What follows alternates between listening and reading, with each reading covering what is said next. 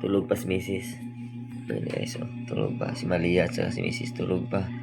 So, gigisingin ko na lang sila mamaya. Pagkatapos ko kung maglinis ito, mapapakulo ang tubig para sila ay makapagpangapi din sila. So, tulog pa Mrs. Calabazo. Tulog na tulog yan.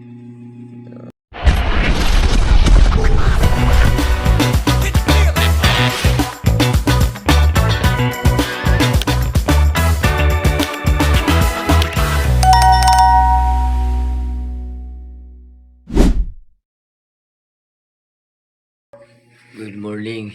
Good morning mga kalabas. Time check tayo mga kalabas.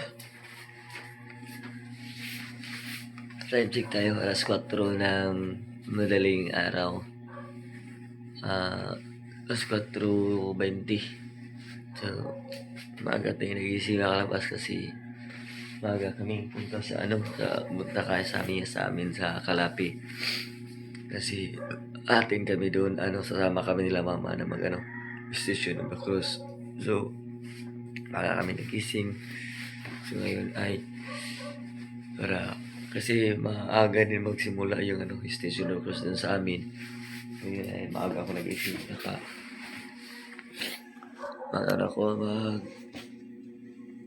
Maglilinis muna ako dito sa bahay kasi maaga pa. May ilang oras pa. May mga ilang minuto pa para bago tayo pumunta daw. May isang oras pa na titira sa dito. Maaga tayo. So, ngayon ay dahil maaga tayo nagising, maglilinis muna tayo dito sa bahay. Siguro magpapakulo ako ng tubig para kami ay magkape muna bago pumunta doon. So, doon lang siguro kami mag-agahan kila mama. At saka yun ay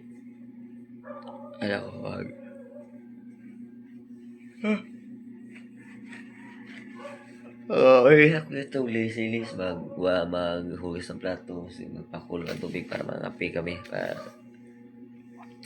mainit-initan ang simura namin kasi siguro mga 5:30 lalakad na kami pumunta doon sa amin kasi alas 6 kasi yung magsimula yung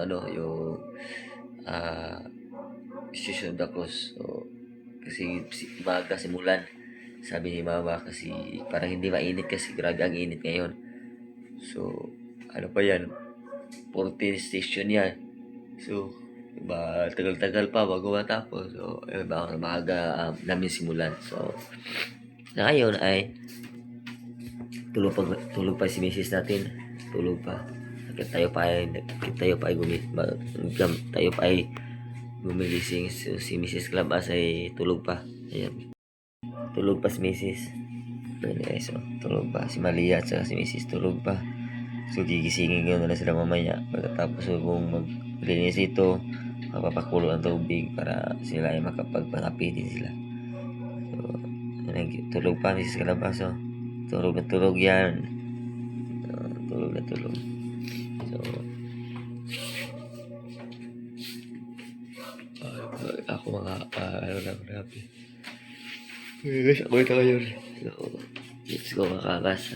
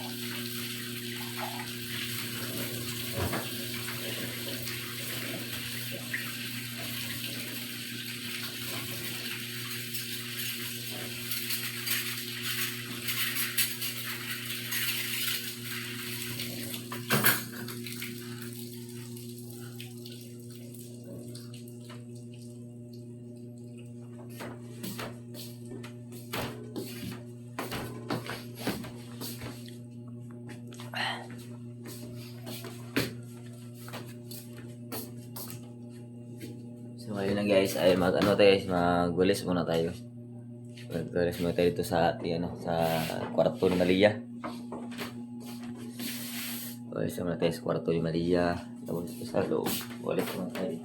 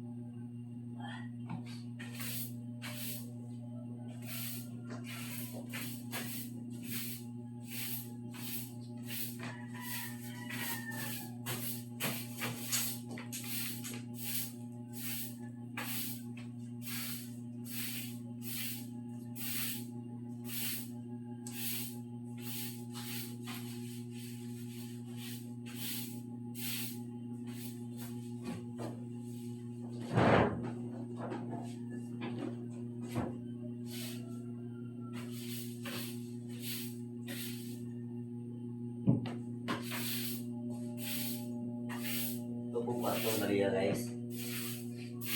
Ito po ang kwarto ni Maria. Wala pa na gamit na nakalagay. Dito si Maria, hindi pa man dito matutulog siya. Ano ba,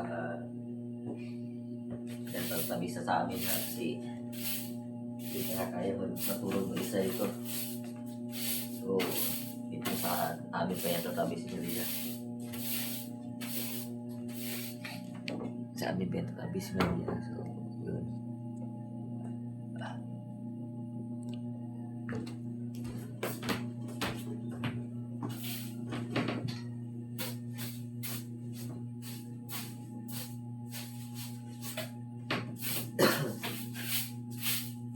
Gisingin na natin sa labas guys pag ano na pinakatagising niya malinis na ito, wala na siya gagawin kundi maligo na lang siguro para diretso na maligo na lang siya yun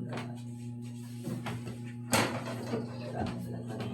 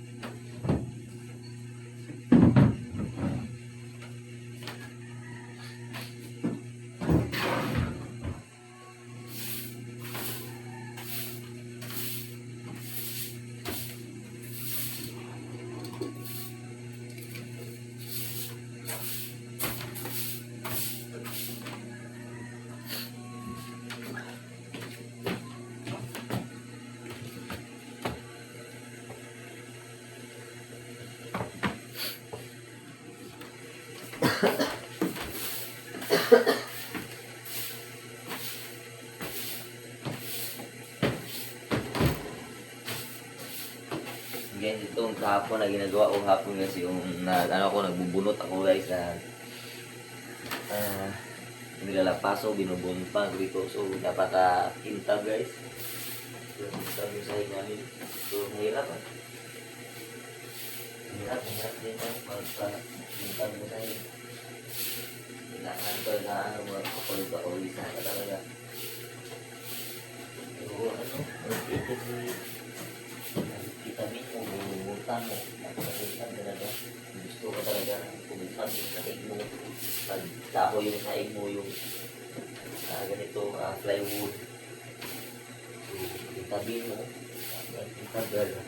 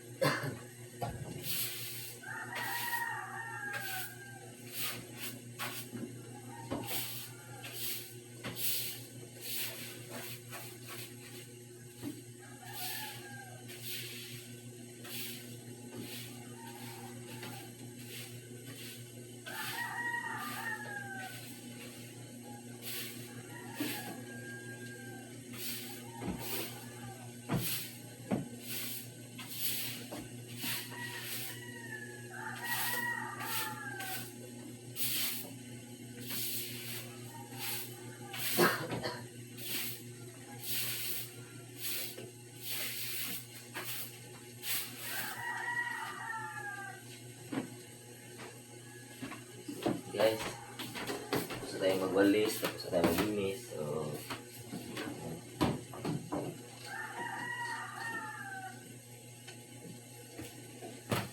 yun, guys. So, tapos na. Tayo ng tubig guys. So, kumulo na. Lagyan na natin ito sa lagayan. Saka mamaya-maya isinesimisi ko. Hayaan na natin. Hindi natin gigisingin yan. Para masarap pa yung tulog nila ba.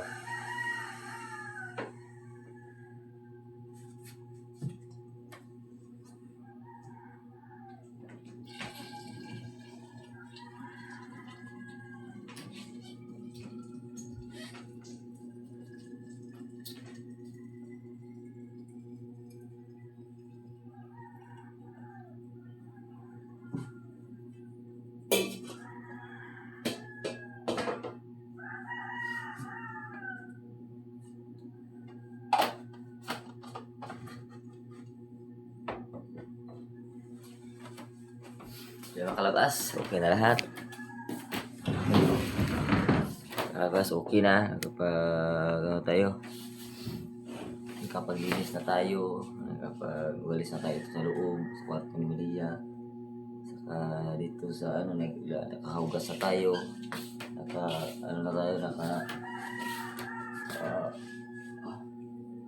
Nakapakulo na tayo ng tubig. So ngayon ay wala tayong gagawin. So maliligo na lang siguro din.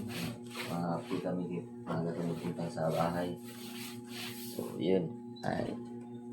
Ito pala, gising na pala si Mrs.